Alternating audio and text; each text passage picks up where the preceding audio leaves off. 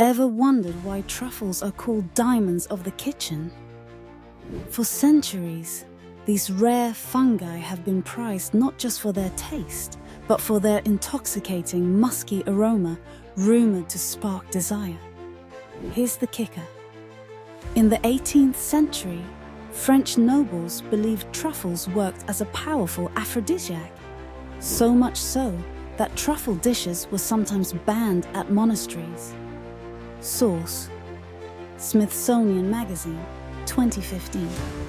Turns out, the same compounds in truffles that attract wild boars also mimic pheromones in humans. Who knew a fungus could cause such a scandal? Wait, what?